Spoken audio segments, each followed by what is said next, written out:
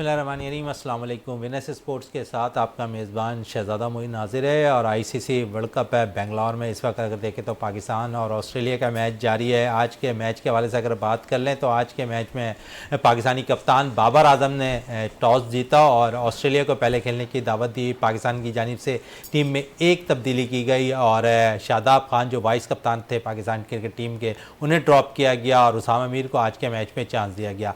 गो के अगर हम देखें तो इस मैच में एक बड़ा टारगेट है पाकिस्तान को चेस करना है। 367 रन ऑस्ट्रेलिया ने पहले खेलते हुए बनाए हैं। वार्नर ने बड़ी ज़बरदस्त जो शानदार सेंचुरी स्कोर की इस मैच के अंदर। उनका भरपूर तौर पर साथ जो है मार्श ने दिया, उन्होंने भी सेंचुरी स्कोर की। फिर पाकिस्तानी बॉलिंग की अगर बात करें इस मैच के अंदर तो पाकिस्तान की जानिब से शाहीन शाह आफरीदी ने 5 खिलाड़ियों को आउट किया, लेकिन बड़ी देर की मेहरबान आते आते शायद यही कुछ हुआ आज पाकिस्तानी टीम के साथ भी। पाकिस्तानी बॉलर्स जागे तो ज़रूर लेकिन बहुत लेट जागे जब एक बहुत बड़ा स्कोर जो है ऑस्ट्रेलियन टीम पाकिस्तान के खिलाफ बनाने में कामयाब हो गई। पाकिस्तान और ऑस्ट्रेलिया के मैच के हवाले से अगर हम बात कर लें वर्ल्ड कप में तो दोनों टीमों के दरमियान आज से कबल 10 मैचेस खेले गए थे, जिसमें 6 में जो है ऑस्ट्रेलिया ने कामयाबी हासिल की थी, 4 में पाकिस्तान ने। ओवरऑल अगर दोनों टीमों का मुआवजा करें वनडे क्रिकेट में तो 107 मैचेस हुए हैं, जिसमें 69 मैचेस अगर देखें तो ऑस्ट्रेलिया की टीम फतह करार पाई है, जबकि 34 में पाकिस्तान ने कामयाबी हासिल की। और बैटिंग की अगर हम बात कर लें तो पाकिस्तान की जानिब से जावेद मियांदाद वो वाहिद बैटर्स है जो वर्ल्ड कप में ऑस्ट्रेलिया के खिलाफ सबसे ज़्यादा रन बनाने वाले बैटर्स हैं। फिर सबसे ज़्यादा अगर सेंचुरी की बात कर लें ऑस्ट्रेलिया के खिलाफ वर्ल्ड कप में तो बाबर आजम ने स्कोर किए हैं, जिन्होंने 3 सेंचुरियाँ स्कोर की हैं और लास्ट है इन्होंने अभी लाहौर में सेंचुरी स्कोर किया ऑस्ट्रेलिया के खिलाफ है। गो के पाकिस्तान की बैटिंग जारी है। पाकिस्तान के बैटर्स इस वक्त है, दोनों ओपनिंग जोड़ी इमामुल हक और अब्दुल्ला शफीक विकेट पर मौजूद हैं। ज़बरदस्त स्टार्ट दोनों ने भी दिया है, लेकिन एक बहुत बड़ा टारगेट पाकिस्तान को चेस करना है इस मैच के लिए। इसी पे बात करेंगे। हमारे साथ स्टूडियो पे मौजूद हैं जाफ़र हुसैन साहब, सीनियर स्पोर्ट्स एनालिस्ट हैं। उनके साथ काशिफ फारूकी साहब मौजूद हैं जो सीनियर स्पोर्ट्स एनालिस्ट है, वो भी हमारे साथ यहाँ पर मौजूद है। जाफ़र साहब की तरफ चलते हैं। जाफ़र साहब, सबसे पहले तो एक तब्दीली पाकिस्तानी टीम में हुई, फिर एक क्योंकि कल भी आप बैठे हुए थे शो पे और यही कह रहे थे कि टॉस जो जीते उसे बैटिंग करना चाहिए था, लेकिन ये बाबर आजम ने क्या फैसला किया कि इस विकेट पर जिसकी ग्राउंड्स की अगर देख लें तो 64 और 63-64 के लगभग मीटर्स पर ग्राउंड मुहित है, जिस पे चौके और छक्के बासानी लगते हुए दिखाई देते हैं, तो वहाँ पर चेस करने को क्यों फोकियत दी आज बाबर आजम ने? और फिर चेस में हमने देखा एक बहुत बड़ा टारगेट ऑस्ट्रेलियन टीम ने पाकिस्तान को दे दिया। गो के अभी मैच खत्म नहीं हुआ, पाकिस्तानी दोनों अपना एक लंबे टारगेट को चेस करने की भरपूर तौर पर कोशिश कर रहे हैं। और साथ साथ अगर पाकिस्तानी की बैटर्स की बात कर लें तो गो के इससे कबल पाकिस्तान ने एक वर्ल्ड रिकॉर्ड भी बनाया हुआ है श्रीलंका के खिलाफ, 346 रन चेस किए पाकिस्तान ने इसी वर्ल्ड कप के अंदर। तो आप समझ रहे हैं कि एक और टारगेट पाकिस्तान की तारीख रकम करने जा रही है अगर पाकिस्तान ये इस मैच में कामयाबी हासिल कर ली तो। शहजाद साहब, जिस तरह आपने रिकॉर्ड की बात की, जिस तरह विकेटों की बात की, तो आपके रिकॉर्ड्स में मैं मज़ीद इजाफा करता चलूँ कि 10 दिन बाद ही 344 रन का जो रिकॉर्ड था वो 10 दिन बाद ही टूट गया। और आपको मालूम है कि जिस तरह ऑस्ट्रेलिया ने आज 368 रन बना 67 रन बनाए हैं, तो मेरे ख्याल में 10 दिन बाद ही टूट गया। और इनफरादी स्कोर जिस तरह आपने मियांदाद की जिक्र किया, आपने बेशुमार क्रिकेटर का जिक्र किया, तो एक चीज़ और मैं आपको बताता चलूँ कि 2003 में एंड्रू साइमंड्स ने जो है ना वो सबसे ज़्यादा हाईएस्ट इनफरादी स्कोर बनाया था पाकिस्तान के ख़िलाफ़ 143 का। और 2019 के वर्ल्ड कप में जो है ना रोहित शर्मा ने 140 रन की इनिंग्स खेली थी, वो भी पाकिस्तान के खिलाफ। आज 164 रन वार्नर ने खेल लिए। तो देख रहे हैं कितने रिकॉर्ड बन रहे हैं, किस तरीके से आपके जो है ना वो हमारे बॉलर्स जो है ना वो पिट रहे हैं हर वर्ल्ड कप का अगर अंदाज़ा लगाएं। लेकिन बड़ी अच्छी बात है कि पाकिस्तान ने स्टार्ट बड़ा अच्छा लिया है ऑस्ट्रेलिया के खिलाफ। जिस तरह हमारे ओपनिंग प्लेयर हैं इमामुल हक हो गए, अब्दुल्ला शफीक हो गए, आउट क्लास बैटिंग की है और उन्होंने खौफ से हट कर, चाहे वो मिचेल स्टार्क हो चाहे वो हेजलवुड हो, उनके खिलाफ अटैकिंग गेम खेला। यही चीज़ चाहिए। रन्स बने ना बने, मुकाबला आप विकेट पर ज़रूर करें। तो आज बड़ा अच्छा मुकाबला किया है इन्होंने और अब तक बड़ी अच्छी इनिंग्स खेल रहे हैं दोनों प्लेयर हमारे, दोनों ओपनर। तो ये जो दायरे में जो आपके इनिंग्स खेलने का जो एक हम बहुत पीछे रह गए थे, यानी कि अगर हम पावर प्ले का जो इस्तेमाल था वो हम उस तरीके से नहीं कर पा रहे थे, यानी कि कोई छक्का भी हमने नहीं लगाया था पावर प्ले में अब तक। और सबसे आखिरी नंबर पर जबकि इंडिया की टीम ने कोई 32 छक्के लगा चुकी है वो पावर प्ले के अंदर। तो मेरे ख्याल में इस चीज़ को भी हमें तोड़ना है, जो एक जमूद जमा है उसको तोड़कर हमें बाहर निकलना है। तो यही चीज़ जो है ना, पावर प्ले में अच्छी बैटिंग करेंगे, चौके तो लग रहे हैं लेकिन छक्के भी लगने चाहिए, क्योंकि दायरा सिस्टम है, जितना अटैकिंग गेम खेलेंगे उतना पाकिस्तान टीम के लिए फ़ायदेमंद साबित होगा। अच्छा, फ़ायदेमंद साबित होता हुआ दिखाई देगा। काशिफ फारूक की तरफ चलते हैं। काशिफ साहब, पाकिस्तानी की बॉलर्स की हवाले से क्या कहेंगे कि आज बड़ी देर की पाकिस्तानी फास्ट बॉलिंग ने इस मैच में अपना मुकाम वापस लाने में, जिस वक्त तक देखें तो उस वक्त वार्नर भी सेंचुरी स्कोर कर चुके थे, मार्श भी सेंचुरी स्कोर कर चुके थे, फिर ऑस्ट्रेलियन जो दीगर बैटर्स है वो भी अच्छी इनिंग खेलते दिखाई दे रहे थे और एक अच्छा टारगेट चेज उन्होंने बना लिया था। तो आप समझते हैं कि पाकिस्तानी बॉलर जहाँ पर, लेकिन आखिरी अगर ओवर्स के दौरान देखें तो हम पाकिस्तानी बॉलर ने अच्छी बॉलिंग का मुजाहरा किया, शाहीन शाह अफरीदी ने अच्छे किया, हारिस रऊफ ने अच्छी बॉलिंग का मुजाहरा किया। आज देखिए, शुरू में तो हमारे फास्ट बॉलर इतने खास जोड़ी चल नहीं सकी जिस पे हम हारिस रऊफ और शहनशाह पे जो हम एतबार कर रहे हैं और उन पे ही एतमाद है अभी फ़िलहाल पूरे वर्ल्ड कप तक इन्हीं पे। तो आप ये देखिए 5 ओवर में वो वैसे ही तकरीबन 50 रन से ज़्यादा रन दे चुके थे हारिस रऊफ शुरू में ही। तो आखिरी में तो खैर वो सारे बॉलर ही आ जाते हैं। तो बहरहाल उन्होंने तकरीबन 44 ओवर में तकरीबन उन्होंने 350 रन कर दिए थे। ये बहुत अच्छा है कि 5 ओवर में उन्होंने तकरीबन 30 से 34 रन दिए, वरना ये तकरीबन 400 रन अबव कर जाते अगर उनके पास जैसे आखिरी के ओवर और विकेट लगे थी। वो तो शहनशाह अफरीदी ने लगातार 3 आउट करके उन्होंने अपने पंजाबी गाड़ा और 5 विकेट हासिल करी, जो पाकिस्तान के लिए बड़ी खुशाइंदी है। और पाकिस्तान की टीम में इस वर्ल्ड कप में सब 5 विकेट लेने वाले वो वाहिद बॉलर भी बन गए। इससे पहले हसन राना ने 4 आउट किए। खैर जहाँ तक ये रही, मगर पाकिस्तान ने ये रन ज़्यादा करा दिए मेरे हिसाब से। क्यों? उन्होंने सोचा तो बिल्कुल सही होगा विकेट देखकर उसके हिसाब से कि हम चेस पे जाए, जैसे कि हम कल भी बात कर रहे थे, अगर वो चेस पे जाते हैं तो इतने टारगेट पे आउट करना चाहिए। वो जो प्लानिंग फेल हो गई, अब सेकंड बी प्लानिंग पे आना पड़ेगा। अब जो बैटिंग कर रहे हैं पाकिस्तान, उस पर इनको ना तकरीबन 18 से 22 ओवर के अंदर इनको पौने 200 रन करे और आउट भी, विकेट भी कम से कम जाएगी, तो पाकिस्तान वो टारगेट के करीब तक आ सकता है। जीतना तो नामुमकिन है, मगर हो सकता है वो टारगेट के करीब करीब आए। मगर कुछ नहीं कह सकते, क्रिकेट एक बॉल की क्रिकेट बाई चांस, मगर फिर भी इनको कोशिश करना चाहिए। कोशिश करनी चाहिए। जाफर साहब, बात हो रही है क्योंकि इन्होंने कहा कि चेज नामुमकिन दिखाई दे रहा है, लेकिन अगर मैं मुआवजा करूँ कि ग्राउंड्स मीटर्स के हवाले से तो 63-64 मीटर्स की बाउंड्रीज़ है, अमूमन 70-75 की बाउंड्रीज़ पे मैचेस हो रहे हैं। तो आप वहाँ समझते हैं कि 30-40 रन कोई अहमियत नहीं रखते, क्योंकि 330-340 लगभग इतने इस टूर्नामेंट में बनते दिखाई दे रहे हैं। देखिए, तमाम ही मैच में बड़ा स्कोर हो रहा है और इस विकेट के हवाले से यही कहा जा रहा था कि विकेट का ग्राउंड जो है, जो बाउंड्रीज़ हैं वो छोटी रखी गई हैं, तो उससे कोई फ़र्क नहीं पड़ता। असल फ़र्क पड़ता है आपकी विकेट पे कि विकेट किस तरह आ रही है, बॉल किस तरह बल्ले पे आ रही है, टर्निंग तो नहीं है उसमें। और मेरे ख्याल में जो कप्तान बाबर आजम ने ये फैसला किया हुआ कि जो आपका ड्यू फैक्टर हो उसको इस्तेमाल करना चाह रहे होंगे। वहाँ पर ड्यू का सिस्टम क्या होगा इस वक्त, क्योंकि वहाँ पे सर्दी है या मौसम किस तरह का है, ये कंडीशन तो वही बता सकते हैं। लेकिन इस मौके पे जो है, अगर वो उन्होंने चांस लिया है कि पहले चेस करने पे गए हैं, तो इसका मकसद यही होगा कि आपने जो है ना वो ड्यू फैक्टर को उससे फ़ायदा उठाना था कि बाद में जो है ना बॉल मूव नहीं होगी, सीधी बल्ले पे आएगी। अब तक तो ऐसे ही लग रहा है, लेकिन जैसे ही हैज़लवुड ने जो है ना वो थोड़ी सी बाउंसी बॉलिंग करनी शुरू की, तो पाकिस्तान के बल्ले जो है ना फिर वो नाकाम होते दिखाई दे रहे हैं। लेकिन यह है कि अच्छा स्कोर बनाना पड़ेगा।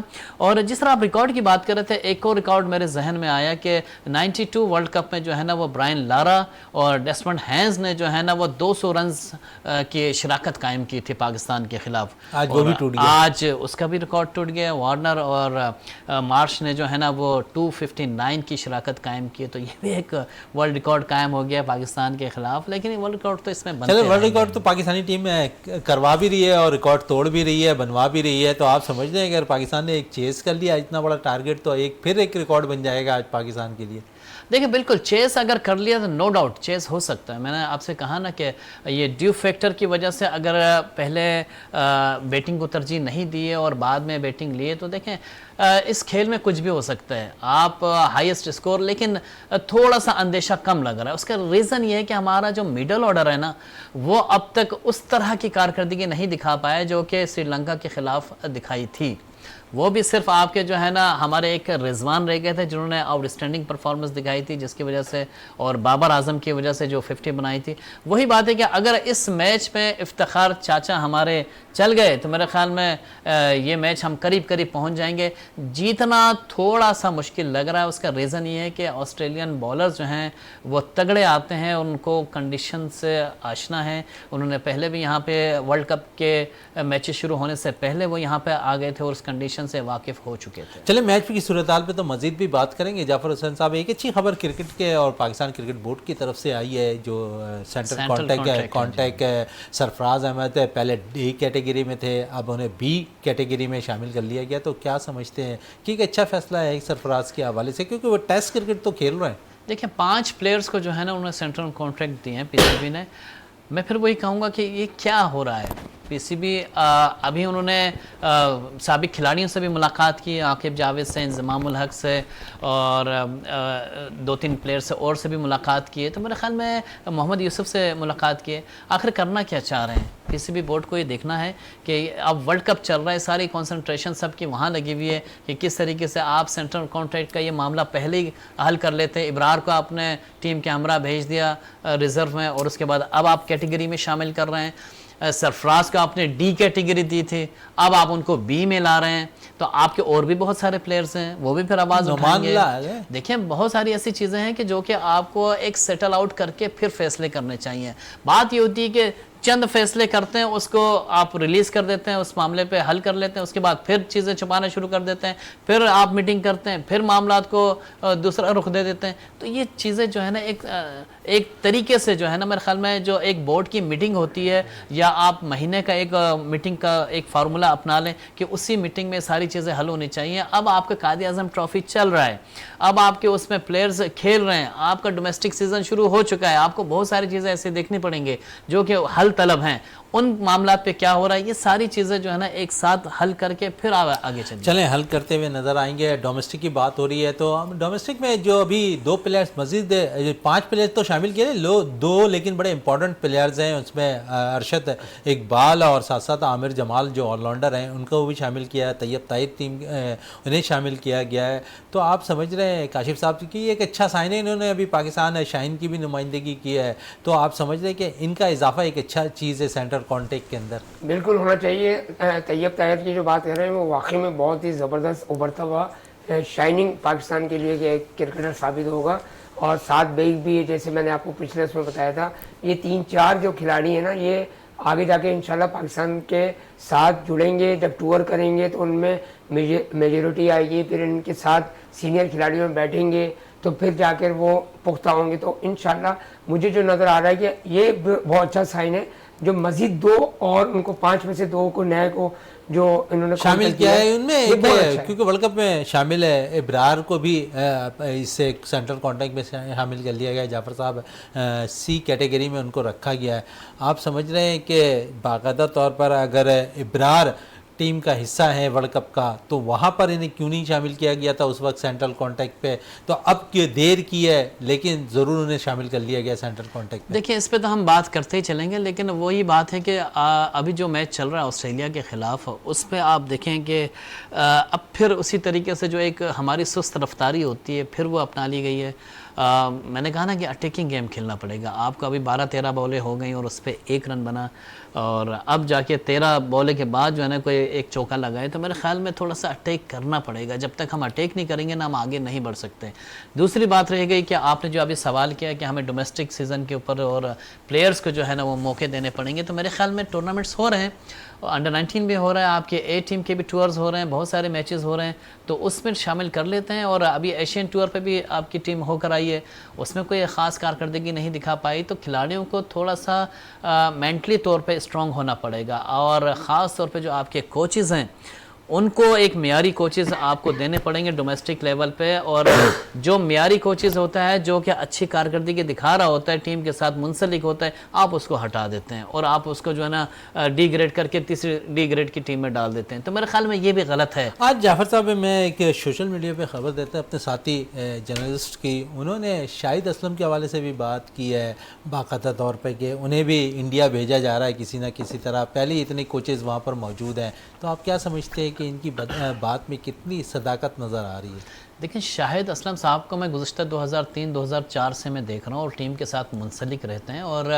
प्लेयर्स उनके साथ ज़्यादा कंफर्टेबल होते हैं। देखें, ये चीज़ मैंने खुद नोट की है, क्योंकि वो इंडिविजुअल जो है ना, वह एक एक प्लेयर को, बैट्समैनों को वो बाकायदा अलग से जाके वो उनको ट्रेनिंग भी करवाते हैं। तो मुझे ऐसा बाज़ औक़ात ऐसा भी महसूस हुआ कि भाई कोच कौन है और ये चीज़ कौन करवा रहा है। तो वो जो भी कोच आता है, शाहिद असलम उसके साथ जो है ना वो अटैच हो जाते हैं। और हमने देखा है, कोई 15 साल से तो मैं उनको देख रहा हूँ कि वो कौमी टीम का हिस्सा रहे हैं और हर टूर पे, हर जगह पे, हर वर्ल्ड कप में तकरीबन वो उनके साथ हुआ करते थे। तो एक अच्छा माइंड है, एक बेहतरीन शख्सियत है। अगर वो टीम के साथ होते हैं और टीम को फ़ायदा होता है तो मैं ख्याल में ज़्यादा बेहतर है, बजाय कि जो आपने बैटिंग कोच रखा हुआ है, आपने रहमान साहब को लेके साथ चल रहे हैं, उनका क्या किरदार है वो चीज़ आपके सामने नज़र आ रही है। बिल्कुल वो चीज़ सामने नज़र आ रही है। अब थोड़ी सी बात पाकिस्तान टीम की बात कर लें, क्योंकि इस वक्त मैच जारी है। आज जो एक शीट आई है जब पाकिस्तान के प्लेयर्स के हवाले से, उसमें एक चीज़ दो बड़ी नुमाया नज़र आई। इसमें सलमान अली आगा का नाम उन 15 प्लेयर्स के अंदर नज़र नहीं आ रहा था।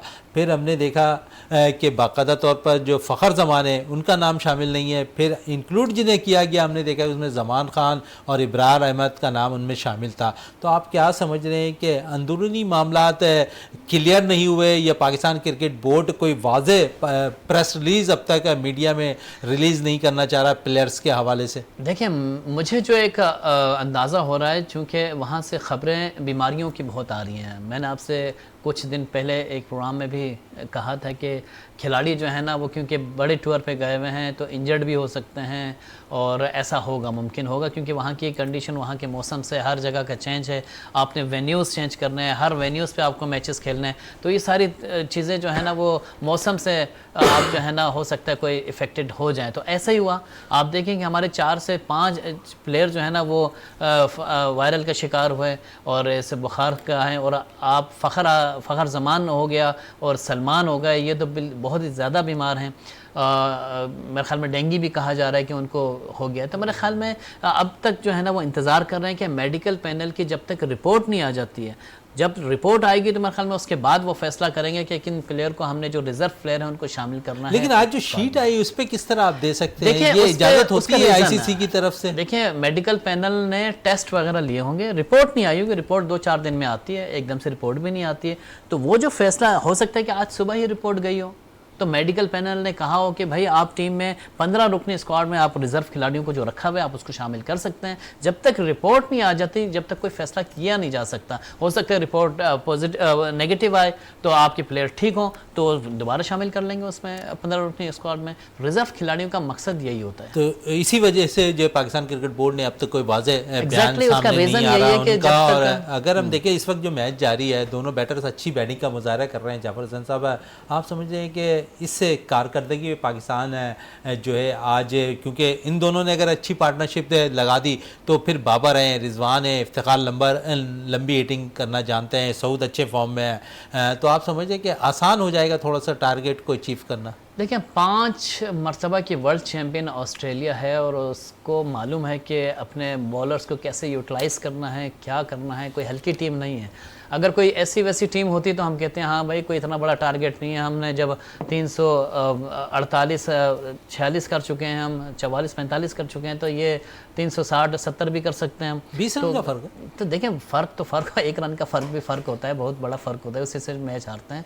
तो मेरे ख्याल में ये चीज़ जब होती है तो अगर कोई दूसरी टीम होती तो शायद मैं कहता, लेकिन ऑस्ट्रेलियन टीम परफेक्ट टीम है। उसके आगे अगर हम ये कह दें कि भाई पाकिस्तान टीम रन मुकम्मल स्कोर कर लेगी तो मुश्किल होगा। काशिफ साहब क्या कहेंगे अब मैच के हवाले से, क्योंकि बैटिंग जारी है पाकिस्तान की, एक बड़ा टारगेट पाकिस्तान को चेस करना है?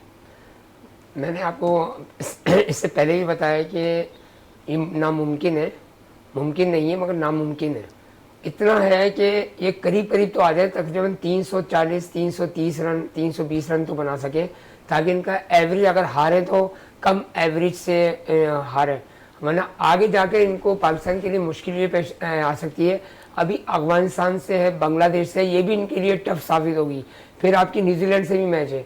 तो इसलिए इनको चाहिए कि अगर ये मैच कम से करीब तक में अगर हारती है तो करीब से करीब में हारे, ज़्यादा मार्जिन से ना हारे, और ताकि पाकिस्तान को मज़ीद अभी 3 या 4 मैच मज़ीद जीतेंगे तो इनका राह हमवार होगी और वो सेमीफाइनल के लिए जा सकते हैं। मगर अभी का मैच ये है कि इनको भी स्टार्टिंग तकरीबन मैंने आपको बताया ना कि 22 या 23 ओवर में इनको पौने 200 रन करने चाहिए थे और कम से कम विकेट गिरनी चाहिए, और विकेट यानी कि 1 या 2 ज़्यादा, तब जाके ये आपके 300 सवा 300 अबूर कर सकते हैं। क्योंकि जो ऑस्ट्रेलिया जिस तरह फास्ट बॉलर है वो उनकी वैसी बॉलिंग नहीं आ रही जिस तरह की चल रही है, कि विकेट में जब उन्होंने बनाया तो पाकिस्तानी टीम भी इसको बना सकती है। शुरू के आपके 10 ओवर जो है ना पावर प्ले में ये पूरा खींच के आगे चले। जाफर साहब, पावर प्ले की बात हो रही है तो पाकिस्तानी टीम अब से कबल 3 मैचेस में पावर प्ले का इस्तेमाल अच्छा नहीं कर रही थी, लेकिन आज के मैच में थोड़ा सा पाकिस्तान ने हाथ खोलने की कोशिश की और ख़ासकर इमामुल हक। अगर हम बात करें इमामुल हक की तो परफॉर्मेंस गो के अच्छी नहीं है, लेकिन वो 30-35 रन के लगभग वो इससे टूर्नामेंट में घूमते फिरते नज़र आ रहे हैं। जाफर हुसैन साहब, ऐसा लगता है कि आज लंबी इनिंग खेलने के मूड में है इमामुल हक? देखिए 9वें ओवर का खेल जारी है और उसमें दोनों के दरमियान, दोनों ओपनर्स के दरमियान जो 50 रन्स की पार्टनरशिप हो गई है, लेकिन वही बात है कि अभी भी हम मुतमईन नहीं हैं क्योंकि स्कोर बहुत ज़्यादा है, बहुत बड़ा है। उसको अचीव करना थोड़ा मुश्किल है इस कंडीशन में, क्योंकि जहाँ पे ऑस्ट्रेलियन के बॉलर्स जो है ना वो अभी तक स्पिनर को उन्होंने आजमाया नहीं है और अभी तक जो है ना वो परफेक्ट लाइन पे बॉलिंग कर रहे हैं। तो मेरे ख्याल में थोड़ा मुश्किल टारगेट है, लेकिन नामुमकिन नहीं है, पहुँचना चाहिए, करीब करीब पहुँचना चाहिए क्योंकि लड़ना चाहिए। अगर इसी तरीके से हम बॉल मिस करते रहेंगे, बल्ले इधर उधर घुमाते रहेंगे तो फिर फ़ायदा कुछ नहीं है, हम बॉल ही ज़ाया कर रहे हैं। हमें थोड़ा सा जो है ना वो देखभाल के स्कोर में इजाफा करना चाहिए, जिस तरीके से भी करें। लाजमी नहीं है कि आप चौके छक्के ही मारें, कम अज़ कम ये है कि आप डबल करें, आप सिंगल लें, आप कुछ ना कुछ करें, लेकिन बॉल ज़ाया ना करें। अब देखें ना, आप सिंगल भी बनाते हैं तो आप बॉल रोक के बना रहे होते हैं, बिल्कुल अपने पास पाँव के पास रोक रहे होते हैं। अब वो क्रिकेट नहीं है, आप बॉल वार्नर की इनिंग देख लें आप, 164-124 बॉलों पर उन्होंने किया है। देखिए वार्नर ने कैलकुलेटेड खेले हैं वो, अगर आप उनकी 9 छक्के हैं उनकी इनिंग में। देखें आप मिचेल मार्श को देख लें, आप 9 छक्के उनके, 10 छक्के इनके, आपके 6 छक्के उनके, 7 छक्के इनके, ये सारी चीज़ें देखें ना दोनों की ओपनिंग कैसी चली है। तो मेरे ख्याल में जिस तरह कैलकुलेटेड वो चले हैं, मेरे ख्याल में कोई कैलकुलेटेड नहीं चले, वो बिल्कुल ही आउट क्लास चले हैं। अच्छा, वार्नर इससे पहले फॉर्म में नहीं थे, अब आज के मैच में वो फॉर्म में वापस आ गए। देखिए यही बात होती है कि हम फॉर्म में लाना भी जानते हैं और फॉर्म ख़राब करना भी जानते हैं। हमारे बॉलर्स की ये बड़ी क्वालिटी है और आज की नहीं, बहुत पुरानी क्वालिटी। जिस तरह मैंने प्रोग्राम के शुरू में जिक्र किया कि एंड्रू साइमंड्स ने जो है ना वो 143 रन बनाए, फिर रोहित शर्मा ने वर्ल्ड कप में ही 140 रन की इनिंग्स के लिए, तो इसी तरह आज वार्नर ने 150 प्लस स्कोर कर दिया था। तो इस तरीके से हमारे बॉलर्स जो है ना बाज़ औक़ात काबू नहीं कर पाते। अब वही बात है कि मुझे हैरत इस बात की हो रही थी कि पाकिस्तान ने उन्हीं हमारे 5 बॉलर्स पे ही रिलाई किया और किसी के ओवर्स पूरे नहीं करवाए। सिर्फ वाहिद शाहीन शाह अफरीदी के सिर्फ 10 ओवर उसने करवाए। ने अच्छी बॉल की है, अच्छी अगर बॉलिंग की होती तो ओवर्स तो कम से कम 10 ओवर्स करवाते हैं ना। 8 ओवर तो करवाए आपने ना हारिस रऊफ के ओवर पूरे करवाए, ना हसन अली के, ना आपने इफ्तिखार के, ना आपने उसामा के। तो मकसद क्या था कि सारे पिट रहे थे, इसका ये मकसद तो नहीं है फिर आप एक और कोई आउटस्टैंडिंग बॉलर, क्योंकि हमने देखा अक्सर मैच में, बल्कि ऑस्ट्रेलिया को भी देखा, दीगर मैचेस में भी देखा, दूसरी टीमों के साथ साथ 8-8 प्लेयर से वो बॉलिंग करवा रहे हैं। इसका मकसद ये है कि कोई ना कोई तो आउट करने के लिए कोई ना कोई तो जाएगा। मुझे अच्छी तरह याद है ऑस्ट्रेलिया का जब अभी साउथ अफ्रीका से जब मैच हो रहा था और धनाधन लग रहे थे, साउथ अफ्रीका की जो कुटास लगा रहे थे वो लोग, ऑस्ट्रेलिया ने कोई 7 से 8 बॉलर्स उसी टाइम बैक वक्त, यानी कि 3-3 ओवर करके हटा रहे थे फौरन और बॉलिंग चेंज कर रहे थे। हम भी इस तरह कर सकते हैं, हम भी थोड़ी सी चेंजेस कर सकते हैं। एक जो हमें स्क्रिप्ट दिया हुआ है उससे हट के थोड़ा सा हमें चलना पड़ेगा, ये कप्तान को सोचना पड़ेगा। बिल्कुल कप्तान को सोचना पड़ेगा। जाफर साहब, थोड़े से मैच पे, इंडिया के मैच पे बात कर लें। कैसा देख रहे हैं इंडिया की टीम को इस वक्त इस टूर्नामेंट के अंदर? कल भी बड़ा ज़बरदस्त परफॉर्म किया उन्होंने बांग्लादेश के खिलाफ। देखिए ये टूर्नामेंट है ही इंडिया के लिए, आपको पता है सारी कंडीशन, सारा आपका वहाँ के जो माहौल बना हुआ है, हर जगह ब्लू, हर जगह ब्लू, हर जगह पूरा इंडिया इस टाइम ब्लू रंग से भरा हुआ है। आप देख लें पूरा वर्ल्ड कप ही उनके लिए, हर जगह जितने स्पॉन्सर हैं उन्होंने भी अपने कलर ही ब्लू कर लिया है। अगर तो अंपायर ने तो कलर ब्लू नहीं कर लिया, क्योंकि अंपायरिंग का म्यार इस टूर्नामेंट में वैसा नज़र नहीं आ रहा जैसे होनी चाहिए। आईसीसी इस पे कुछ नोटिस लेते हुए दिखाई देगी? अंपायर ने ब्लू थोता, जिसको हम कहते हैं ब्लू, वो जो है ना वो पी लिया है और उसको वाइट बॉल भी नज़र नहीं आती। अगर आप विराट कोहली की आप वाइट बॉल देखें, जब बांग्लादेश के खिलाफ हो रहा था तो लेग स्टम्प की वाइट बॉल भी नहीं दे रहे वो। आप इससे अंदाज़ा लगा लें कि किस तरह म्यार जा रहा है, कहाँ म्यार जा रहा है। इसके अलावा वार्नर का जो इससे पहले वाले मैच में जिस तरह LBW दिया, और उन्होंने बड़ा चीख व पुकार उस टाइम, और बड़ी बड़ी खबरें उनकी लगी हैं कि भाई वो तो LBW गलत दिया है, और वो फिर जो आप रेफ़र कर रहे हैं आप टेक्नोलॉजी पे, वो टेक्नोलॉजी भी गलत जा रही है, आप फिर भी मतलब आउट हो गए। तो बड़ी बड़ी ऐसी चीज़ें देखने को मिल रही हैं। अगर इस तरह का म्यार नहीं होना चाहिए मेरे ख्याल में। एक म्यारी आप देखें, गलती हर एक से हो सकती है, गलती लाजमी नहीं है कि किसी से भी हो, लेकिन गलती उस तरह की गलती हो कि भंड ना हो, हल्की फुल्की गलती चल जाएगी, हल्की फुल्की गलती होती हुई नजर आएगी। लेकिन अब तो टेक्नोलॉजी के दौर है, काशिफ फारूकी साहब है, वहाँ पे भी जो टेक्नोलॉजी के जरिए देखिए फैसले एक दिए बात जाते मुझे हैं। और जी। याद आई, मैं कतई जी, कलामी जी। के माफ़ी चाहता हूँ। ये टेक्नोलॉजी की जो आप बात कर रहे हैं ना, DSR जो कहलाता है, मेरे ख्याल में मैं नाम बोल रहा हूँ एग्जैक्टली, ये 2011 में भी हुआ था हमारे सईद अजमल के साथ। जब सईद अजमल ने तेंदुलकर की विकेट ली थी, तो आप देखें कि बॉल बिल्कुल ठीक थी, बॉल बिल्कुल सही जा रही है, आउट हो रहा है, हर चीज़ हो रही है, लेकिन टेक्नोलॉजी ने जो है ना वो बॉल ऊपर कर दी। तो ये चीज़ें हमने पुरानी में देखी हुई कि इंडिया में जब भी होता है ना इस तरह की चीज़ें, उस पर शकूक व शबात ही रहते हैं। टेक्नोलॉजी चला कौन रहा है, इंसान ही चला रहा है ना, उसको आगे करे या पीछे करे उसका, तो ये ऑटोमेटिक आज भी सईद अजमल से जब भी पूछा जाता है ना, और पूरी टीम से जिससे भी पूछा जाता है, सईद अजमल भी वाकई आज भी यही कहते हैं कि वो तेंदुलकर आउट था उसमें। क्या कहेंगे काशिफ साहब इस टेक्नोलॉजी के हवाले से? टेक्नोलॉजी तो खैर क्रिकेट जिस तरह जदीद होती जा रही है, टेस्ट से वनडे, वनडे से T20, अब T20 से T10 भी आ गया है, तो ये तो जदीद होती रहे तो ज़ाहिर बात है इसमें जदीद जदीद कवानीन भी चेंज हो रहे हैं और जदीद जदीद यानी टेक्नोलॉजी भी आ रही है। बिल्कुल जाफर भाई सही कह रहे हैं, मगर ये टेक्नोलॉजी चला कौन रहा है, इंसान ही चला रहा है, कोई ऑटोमेटिक थोड़ी चल रहा है। तो ये इंसान के ही हाथ में, चाहे वो जितनी भी टेक्नोलॉजी ले चलाएगा तो इंसान ही।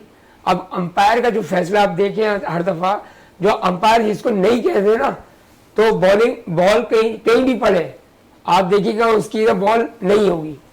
अंपायर ने जिसको आउट दे दिया है, अब वो हमें लगता है कि वो नॉट आउट है, जहाँ बाहर बैठ के, तो वो नॉट आउट ही होगा। क्यों? वो थर्ड अंपायर भी ज़्यादातर अंपायर फील्ड अंपायर के ऊपर ही चल रहा होता है। ये है टेक्नोलॉजी के ज़रा थोड़ा। बिल्कुल आप बिल्कुल जाफर साहब, 10वां ओवर जारी है, 58 रन से पाकिस्तान ने स्कोर कर लिए हैं। जिस तरह की फील्डिंग का म्यार बड़ा ज़बरदस्त हम देख रहे हैं ऑस्ट्रेलिया का इस मैच के अंदर। देखिए फील्डिंग का म्यार तो ऑस्ट्रेलिया का इंतहाई बोगस रहा है इस वर्ल्ड कप में, अगर हम बात लेकिन आज तो अच्छी फील्डिंग करती दिखाई दे रही है। आज चौके रोक रहे हैं, लेकिन कैच अभी भी ड्रॉप किए हैं। देखिए कैचेस विन द मैचेस होते हैं, और अगर आप पॉइंट्स टेबल पे अभी भी नज़र मारें तो मेरे ख्याल में पाकिस्तान की पोजीशन अच्छी है, लेकिन रन रेट उसको बढ़ाना पड़ेगा। और यही बात होती है कि ख़ास तौर पे पाकिस्तान का जो है ना वो थोड़ा सा बल्ले चलाने पड़ेंगे। अभी भी सिंगल डबल इसमें दायरे में तो कम से कम सिंगल डबल नहीं होने चाहिए, दायरे में तो खुलकर खेलना चाहिए। अगर एक आध विकेट गिर भी जाती है तो आगे जो है ना वो आप खुल के खेलने की बात हो रही है, तो इतना बड़ा पाकिस्तान को टारगेट चेस करना है। पाकिस्तान की तरफ से अगर देखें तो माजी में टारगेट चेस हुए हैं, 345 रन भी हमने चेस किए हैं। फिर फ़खर जमान के हवाले से अगर हम बात कर लें तो बड़ी इनिंग्स खेलने की ज़रूरत होती है इतने बड़े टारगेट को चेस करने के लिए, और बड़ी अहलियत रखते थे फ़खर जमान। आपने बड़ी अच्छी बात की फ़खर जमान की। मैं कहता हूँ कि ये जो विकेट थे ना ये फ़खर जमान की थी। अनफॉर्चुनेटली मेरे ख्याल में शायद वो बीमार हो गए, क्या वजह है कि वो टीम का हिस्सा नहीं है, लेकिन अगर वो इस विकेट पे होते तो आज जो है ना वो तबाही मचा रहे होते। और जिस तरह वार्नर ने मचाई है तबाही, इसी तरीके से आज फ़खर का दिन था आज। सर ऑस्ट्रेलिया के जितने भी खिलाड़ी हैं ना, या जो भी खेल रहा है, जो जिस मुल्क के भी, उनको पता है ये वर्ल्ड कप मुझे पूरा खेलना है। पाकिस्तान के लिए मसला ये है कि वो कहेगा मैं रन नहीं बनाऊंगा तो मैं पाकिस्तान के तो तमाम ही प्लेयर्स को पता है काशिफ साहब कि हमें खेलना है इस टूर्नामेंट में। अगर फ़खर नहीं खेले, इमाम को पता है मुझे पूरा टूर्नामेंट खेलना है। अब्दुल्ला शफीक के हवाले से अगर आप बोलते हैं कि ठीक है उन्हें खेलना है या नहीं खेलना, ये उनकी सिचुएशन में थी कि अगर वो रन करते तो खेलते, लेकिन यहाँ पर तो बहुत से प्लेयर्स को पता है मुझे खेलना है। बड़े मुश्किल से तो आज शादाब टीम से बाहर हुए। सर इस वर्ल्ड कप में बहुत से खिलाड़ियों का फैसला हो जाएगा आने वाले मुस्तकबिल में पाकिस्तान टीम में, तो इसलिए उनको अपनी टीम भी बचाना, अपनी बैटिंग भी बचानी है, बॉलिंग भी बचानी है, और आगे अपनी टीम को मुस्तकिल करने के लिए उनको रन भी देना है। क्योंकि इसी वर्ल्ड कप में के बाद पाकिस्तान की आप देखिएगा कितनी शफलिंग होगी, कितने खिलाड़ी अंदर भाग जाएंगे। ऐसा कुछ नहीं होगा काशिफ साहब, बिल्कुल नहीं होगा, क्योंकि ये वो नौजवान खिलाड़ी हैं जिनके बाद रिप्लेसमेंट ऐसा कोई इन जैसा दिखाई नहीं दे रहा, क्योंकि कोई तैयार ही नहीं किया गया। अब कोई तैयार करते तो कोई बात थी ना। आप वही बात है कि ए टीम में भी वो प्लेयर हैं, उनको 2-3 मरतबा शामिल कर चुके हैं टीम में, तो कोई ऐसा है नहीं जो कोई आउटस्टैंडिंग हो।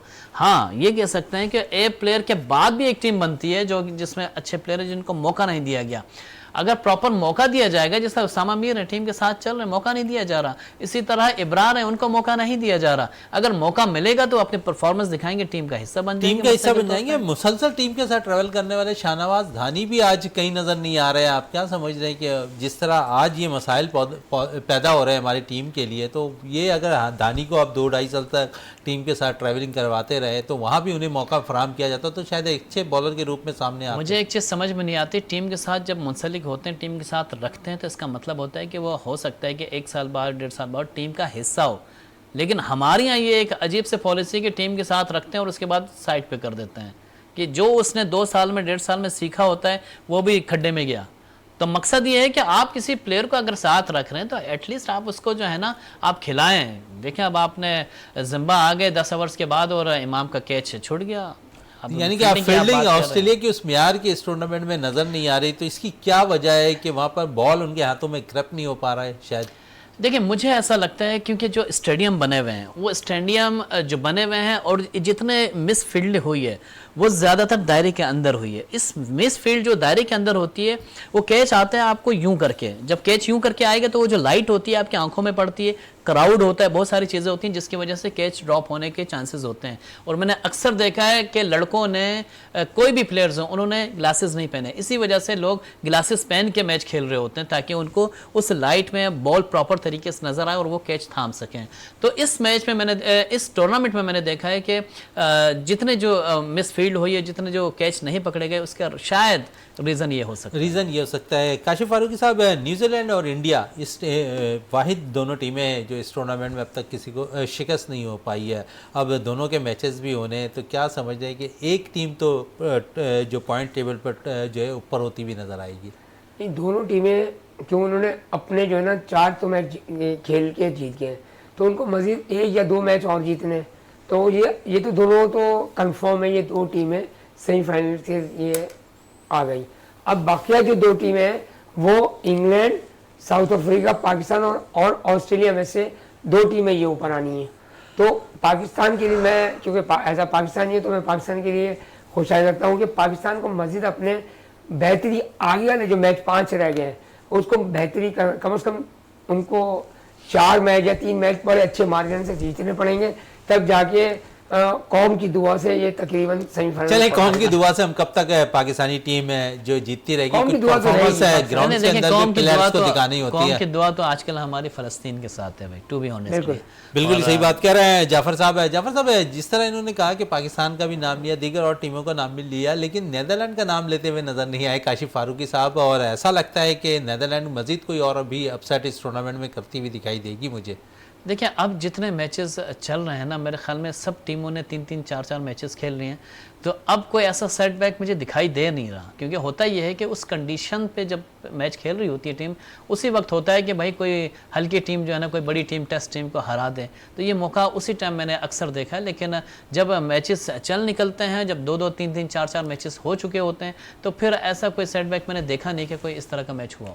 काशिफ साहब, क्योंकि आपने नीदरलैंड की टीम के हवाले से बात नहीं की थी, तो मैंने इसलिए कहा कि इस टीम को जो है आगे की तरफ हम देख रहे हैं, क्योंकि जिस तरह उन्होंने साउथ अफ्रीका को शिकस्त दी है, तो आप समझते हैं कि इस टूर्नामेंट मजीद, क्योंकि जाफर साहब ने कहा कि ऐसा होता हुआ दिखाई नहीं दे रहा, आपका तजुर्बा क्या कह रहा है? नीदरलैंड, देखिए नीदरलैंड हो गई, इससे पहले आपको याद होगा साउथ अफ्रीका के एक शहर में नबीबिया थी, फिर इसके बाद जिम्बाब्वे, ये भी छोटी क्रिकेट की टीम से ऊपर पे आई है। तो नीदरलैंड भी आने वाले दौर में ये टफ टीम बनने जा रही है। वजह ये कि इन्होंने 22 मैचों में से 3 मैच जीत लिया, तो इसका मतलब इसने कुछ ना कुछ इनमें खिलाड़ियों में है। और जबकि साउथ अफ्रीका पर साबका खिलाड़ी जो वेल्डम है वो अब नीदरलैंड का हिस्सा है।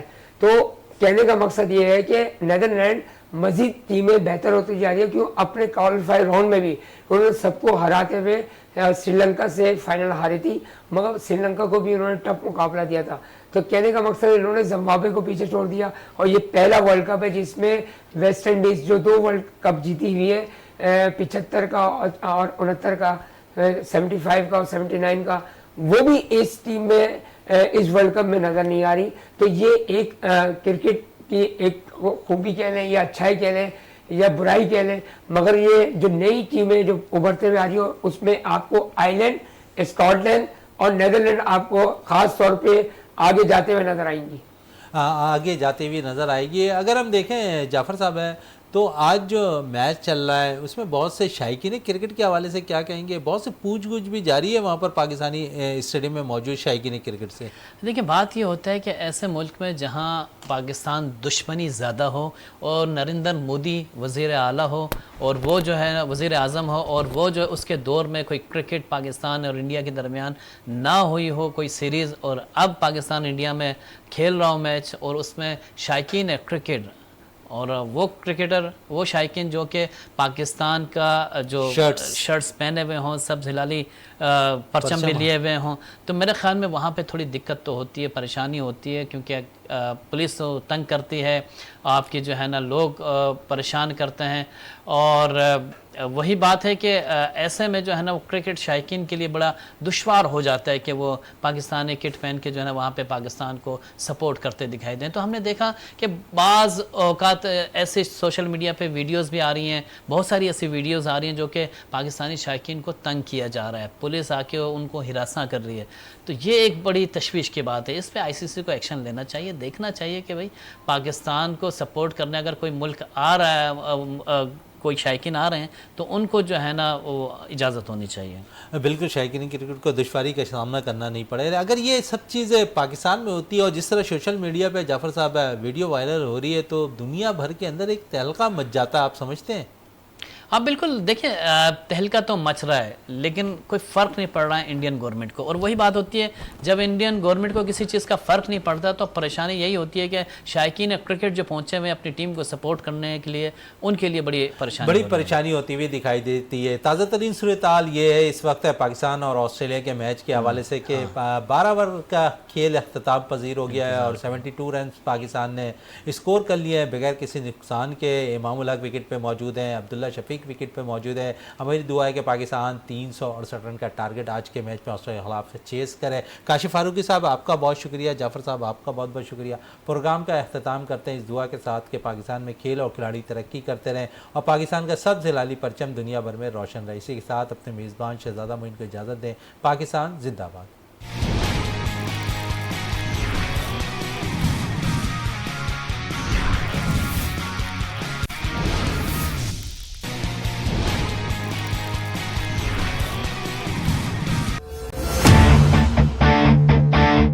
खेलों की